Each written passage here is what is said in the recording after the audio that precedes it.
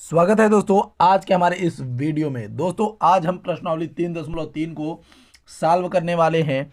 और दोस्तों इसी वीडियो को सॉल्व करने से आपको एक चीज़ तो समझ में आ जाएगी कि इतना आसान वीडियो था, इतना आसान चैप्टर था जो कि आपको इतना भयावह लग रहा होगा। तो दोस्तों पहला क्वेश्चन दिया हुआ है, किस चतुर्थांश में किस अक्ष पर बिंदु -2, 4, 3, -1, और 1, 2 और -3, -5 स्थित हैं। तो सबसे पहले आपको इसमें क्या बोल दिया है कि किस चतुर्थांश में है, आपको ये भी पता करना है और किस अक्ष पर बिंदु है वो भी आपको पता करना है। अकार्तीय तल में पर इनका स्थान निर्धारण करके अपने उत्तर को सत्यापित भी करना है। तो चलिए दोस्तों सवाल को करा जाए। तो सबसे पहले आपको क्या करना है, एक ऐसी ही लाइन खींच लेनी है। उसके बाद आप एक काम और करेंगे दोस्तों, एक काम और क्या करना है आपको, थोड़ा सा हम यहाँ से थोड़ा सा अपने लिए जगह बनाते हैं जिससे कि हम अपने आंसरों को यहाँ पर राइट कर सकेंगे। ठीक, अब आप इसे मूल बिंदु मान लेंगे जो का आपका 0 होगा। ठीक, अब यहाँ से आप जो है क्या करेंगे, लिखेंगे 1, 2, 3, 4, 5, 6, 7। इसी तरीके से इधर 1, 2, 3, 4, 5, 6। ठीक दोस्तों, इसी तरीके से इधर देखिए -1, -2, -3, -4, -5, -6। दोस्तों इधर देख लेते हैं -1, -2, -3, -4, -5, -6, -7। इस तरीके से आप इधर उधर करके अपना जो है आंसर ला भी सकते हैं बहुत आसानी से। सबसे पहले बोला है हमें -2, 4 रखने के लिए कि -2, 4 कहाँ पर है दोस्तों। तो देखिए हमें बोला है x पर हम इधर लिख भी लेते हैं कि हमारा ये वाला अक्ष x है, तो हम इसको जो है हाईलाइट भी कर लेते हैं। चलिए अगर आपको देखने में थोड़ी समस्या हो रही है तो हम पूरी अपनी टैली को ही हाईलाइट कर लेते हैं जिससे कि आपको बेहतर समझ में आए। ठीक दोस्तों, क्योंकि देखिए अगर आपको समझ में आएगा तभी वीडियो बनाने का महत्व है। और थोड़ा सा अगर हम कहते हैं कि थोड़ी सी अगर आपको समझाने में खर्चे हो जाएंगे तो कोई दिक्कत नहीं है, क्योंकि वीडियो तो आपके लिए ही बनाई जा रही है, शूटिंग तो आपके लिए ही की जा रही है। ठीक, तो दोस्तों देखिए आपको क्या करना पड़ेगा। देखिए अब आपके सामने सारी की सारी टैली ही सामने है। ठीक, तो आपका ये अक्ष x है और ये अक्ष आपका x1 है। ठीक, आपका ये वाला अक्ष हम y समझते हैं और इसे हम y डैश समझते हैं। तो बोला है कि देखिए ये वाली हमारा x है, ये वाला y है। तो x पे बोला है आपको -2 जाने के लिए, तो हम यहाँ पे -2 पे खड़े हो जाएंगे। ठीक, खड़े हो जाएंगे भैया। और फिर बोला है y पे 4, तो यहीं से 4 कदम चलिए। देखिए अब देखिए 1, 2, 3, 4, तो यानी यहाँ पर जो हमारा बिंदु होगा वो क्या होगा, वो हमारा 2, 4 होगा, वो भी -2, 4। तो देखिए -2, 4 किस चतुर्थांश में है दोस्तों, तो द्वितीय चतुर्थांश में है। ये हमारा पहला चतुर्थांश होता है, ये हमारा दूसरा चतुर्थांश होता है, और ये हमारा तीसरा चतुर्थांश होता है यहाँ पर, और ये हमारा चौथा होता है। तो हम लोग यहाँ पे लिख सकते हैं कि ये हमारा द्वितीय चतुर्थांश में है। यहाँ पे है चतुर्थांश पहले पूछा है तो इसको पहले देखेंगे। तो यहाँ पर हम लिख सकते हैं कि द्वितीय चतुर्थांश में है, तो लिख देते हैं कि द्वितीय चतुर्थांश में है। अब उसके बाद क्या बता सकते हैं हम कि यक्ष ऋणात्मक है, जिसमें यक्ष हमारा यक्ष बराबर क्या है, वो ऋणात्मक दिशा है, ऋणात्मक दिशा है। और जो हमारा y है वो धनात्मक दिशा है। वो क्या है, धनात्मक दिशा है, इसकी धनात्मक की तरफ है, धनात्मक दिशा की तरफ है। ऐसा हम बता सकते हैं कि निर्देशांक क्या है भैया, यहाँ पे हम दिशा मत कहिए, ऋणात्मक है और यहाँ पे निर्देशांक धनात्मक है। ठीक, इस तरीके से हम बता सकते हैं। तो हमने क्या निकाल लिया, 2, -4। तो हम थोड़ा सा जो है अपने इसको भी थोड़ी सी जगह देते हैं और इसको भी थोड़ा सा हाईलाइट करते हैं जिससे कि ये अलग ही समझ में आए। ठीक दोस्तों, बात समझ में आई? तो हमने यहाँ पर इसको रख दिया। अब देखते हैं इसी तरीके से हमारा जो दूसरा बोला है, हमें क्या बोला है दोस्तों, दूसरा हमें बोला है 3, -1। क्या बोल दिया है? 3, -1। तो हम देखेंगे 3, -1 कहाँ है। तो एक्स अक्ष पर 3 बोला है, तो एक्स देखिए यहाँ पे एक्स ये वाला है, तो हम यहाँ पे 3 आएंगे, +3 है। और ये पे इस पे बोला है -1, तो करीबन यहाँ पर, कहाँ पर? यहाँ पर। तो यहाँ पे क्या मिलेगा हमारा? 3, -1 यहाँ पर मिल रहा है। तो हम ये क्या कहेंगे कि ये हमारे किस चतुर्थांश में है दोस्तों? तो ये हमारे चतुर्थ चतुर्थांश में है। किस में है? चतुर्थ चतुर्थांश में है। ठीक, तो क्या लिख देते हैं? चतुर्थांश में है। ठीक, तो यहाँ पे हो जाएगा चतुर्थांश में है। ठीक, और इसमें जो आपका यक्स है वो क्या है? धनात्मक है। यक्स क्या है? धनात्मक है। यक्स आपका धनात्मक हो जाएगा, धनात्मक हो गया। और जो वाई है, जो आपका वाई है, ठीक, जो आपका वाई है दोस्तों, ये क्या हो जाएगा? ये आपका ऋणात्मक। ये क्या हो जाएगा? ऋणात्मक। तो इस तरीके से जो वाई है हमारा ऋणात्मक हो जाएगा। ठीक दोस्तों, तो हम इसको भी थोड़ा सा हाईलाइट कर लेते हैं जिससे कि ये भी पता चलता रहे कि ये भैया कहाँ पर है। ठीक, तो ये हमारा पता चलता रहेगा कि हाँ भैया ये यहाँ पर है। ठीक, आप भी देखते रहेंगे कि हाँ भैया ये यहाँ पर है। ठीक, इस चीज़ को समझते रहिएगा। तो अब देखते हैं आगे की तरफ कि भाई अब अगला क्या बोला है। तो अगला देखिए, अगला बोल दिया हुआ है कि भाई जो आपका -1, -1, है, इसको पता कर लीजिए। तो एक्स अक्ष पे -1 और इसी पर आपको यहीं पर क्या बोल दिया है कि भाई -1, तो हम बताएंगे कि यहीं पर है। तो हम क्या बता देंगे? यहाँ पर हमको लिखना पड़ता है कि ये जो -1, है, क्योंकि देखिए इस पर जो है केवल और केवल मान को रखना है। तो सीधी सी बात कि -1, जो माइनस है, तो आपका जो एक्स का है वो हमारा तो ऋणात्मक होगा। पहली चीज़ तो वो ऋणात्मक है।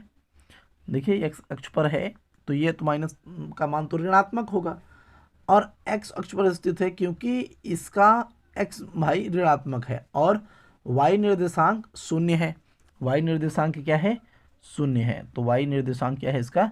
0 है। सीधी बात। तो ये किसी में जाने वाला है नहीं। ठीक, तो इस वजह से हम क्या कह सकते हैं, किसी जो है चतुर्थांश में भी इसका मान नहीं जा रहा है। ठीक, तो अब ये क्लियर हो गया। अब इसी के साथ साथ देखिए थोड़ा सा और हम देखते हैं।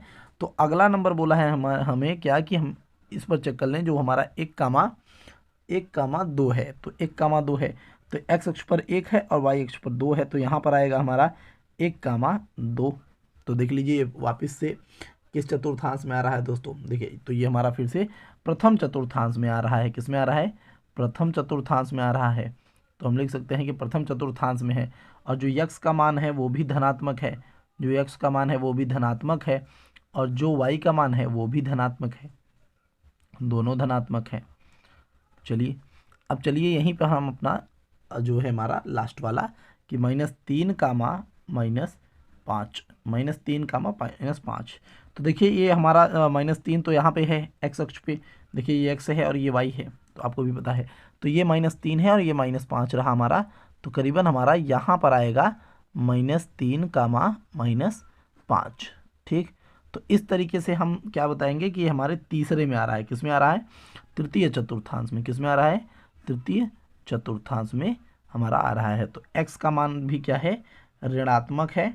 x का मान भी ऋणात्मक है और y का मान क्या है दोस्तों? ये भी ऋणात्मक है। तो हम इस दोनों को लिख सकते हैं कि ये दोनों मान हमारे ऋणात्मक हैं।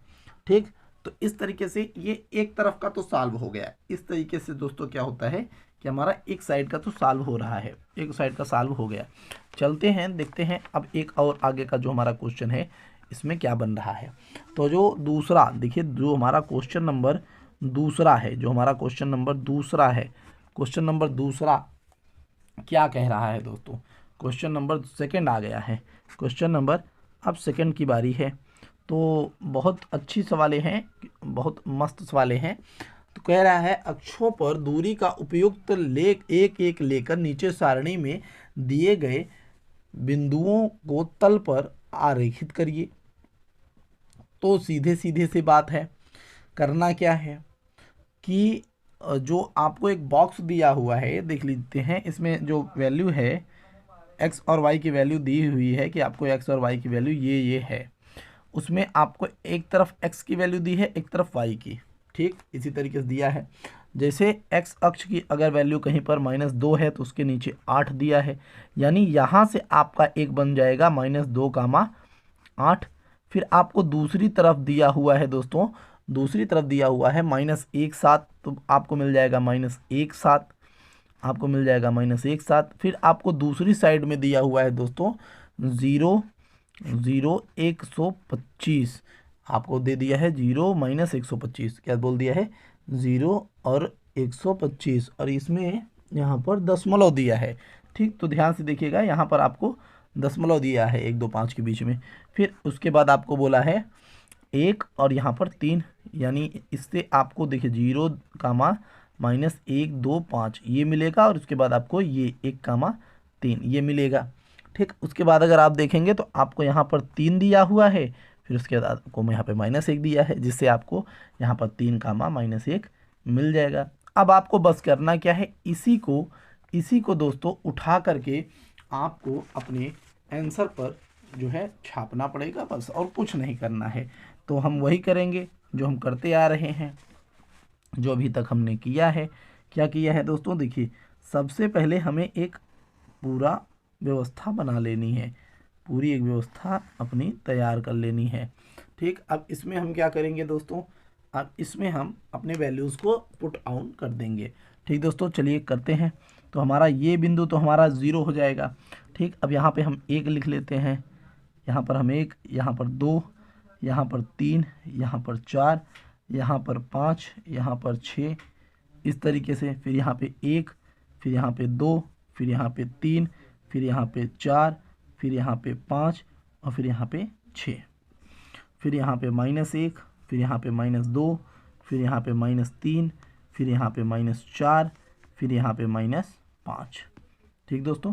फिर इधर देखिए, इधर -1, -2, फिर इधर -3, फिर इधर -4, फिर इधर -5, फिर इधर हो जाएगा -6, इस तरीके से हो गया। अब हमें जो जो वैल्यूज़ को रखनी है उसमें सबसे पहले आता है हमारा x वाला वैल्यू। क्या आता है दोस्तों, x वाला वैल्यू आता है। तो हम यहाँ पे थोड़ा सा मान को अपने पूरे कोऑर्डिनेट को रख लेते हैं कि हमें एक तो रखना है -2, 8, एक हमें ये रख के दिखाना है, दूसरा हमें दिखाना है भाई -1, 7, ये भी हमें रख के दिखाना है। फिर हमें क्या दिखाना पड़ेगा, देखिए 0, -1.25 हमें ये भी रख के दिखाना है। फिर उसके बाद हमें क्या रख के दिखाना है, 1, 3, और क्या रख के दिखाना है 3, -1। ये चीज़ें हमें रख के इस पर दिखानी है। तो सबसे पहले देखिए -2, 8, तो हमारा ये वाला मान x का होता है, और ये वाला मान हमारा y का होता है। तो हम यहाँ पे इधर आएंगे, हम इधर आएंगे और थोड़ा सा जो है इसको और बढ़ा लेते हैं, और बढ़ा लेते हैं। मान लेते हैं यहाँ पर हमारा 8 है, हम मान लेते हैं, तो इसके बीच में हमारा 7 है, ठीक। यहाँ पे हमने मान लिया कि हमारा 8 है। तो देखिए y पर हम x पर हम 2 आते हैं और y पर 8 आएंगे। तो चलते चलेंगे 1, 2, 3, 4, 5, 6, 8, 7 और 1, 8। तो हमारा ये जो बिंदु होगा दोस्तों, ये वाली बिंदु, ये क्या हो जाएगा हमारा, ये हो जाएगा -2, 8। तो हमने बना लिया, ठीक। अब कुछ बच्चे चाहें तो भाई ऐसे भी आप दिखा सकते हैं, कोई दिक्कत नहीं है। आप चाहें तो ऐसे भी बना सकते हैं, ठीक, कोई दिक्कत नहीं है, इससे लेना देना नहीं है। मैं आपको सीधे बता रहा हूँ कि आप ऐसा कर सकते हैं। फिर आप -1, 7 है, तो -1, 7 है, तो हम 1 पर जाएंगे और 7 तक जाएंगे। तो ये वाला बिंदु इस समय -1, 7 पे हमें यहाँ पर मिलेगा, यहाँ पर मिलेगा, जो कि हमारा -1, 7 होगा, ठीक। ये हो गया। अब 0, -2, तो x पर 0 रहना है, x पर 0 रहना है। और फिर आपको कहाँ पे जाना है, नीचे। तो यहाँ पर आप आएंगे तो यहाँ पर आपको मिल जाएगा क्या, यहाँ पे आपको मिल जाएगा 0, -1, 2, 5। तो हमें यहाँ पे मिल गया। अब क्या है 1, 3, 1, 3, x पर आपको कितना जाना है, 1 जाना है, और y पर कितना जाना है, 3। तो ये आपको मिल जाएगा यहाँ पर 1, 3, ये आपको मिल जाएगा। अब 3, -1 जाना है, तो 3 यहाँ पे और -1 जाएंगे तो हमें यहाँ पर मिल जाएगा 3। तो यहाँ पे हमें क्या मिल जाएगा, चलिए हम थोड़ा इसको एरो मार के यहाँ पे लिख देते हैं, रहेगा यहीं पर याद रखिएगा, रहेगा यहीं पर। तो हम यहाँ पे केवल नाम लिख रहे हैं क्योंकि जगह नहीं है यहाँ पे, ठीक। तो इस वजह से यहाँ पे 3 कामा -1 यहाँ पर हो गया, ठीक। तो हमने इन सभी को जो है वो कर दिया, और आप यहाँ पे लिख लेंगे कि माना 1 इकाई बराबर हमने देखिए इसको हमने एक इकाई बराबर कितना मान लिया था, 1 सेंटीमीटर, ठीक। तो ये हमारी जो है, ऐसा आप लिख भी सकते हैं, ये इस बात को याद रखिएगा। तो ये हमारा फाइनल आंसर बन जाता है दोस्तों, ठीक। तो ये वीडियो में हमने इसे ख़त्म कर दिया। अब आगे की वीडियो में आप देख सकते हैं कि जो हमारा अगला चैप्टर है दो चर वाले रैखिक समीकरण। धन्यवाद दोस्तों, मिलेंगे आपसे अगली वीडियो में। वीडियो अच्छी लगी हो तो लाइक सब्सक्राइब जरूर करिए, और स्वैग मैथ साइंस पॉइंट हमेशा आपको ऐसे ही वीडियो ला के देता रहेगा। धन्यवाद।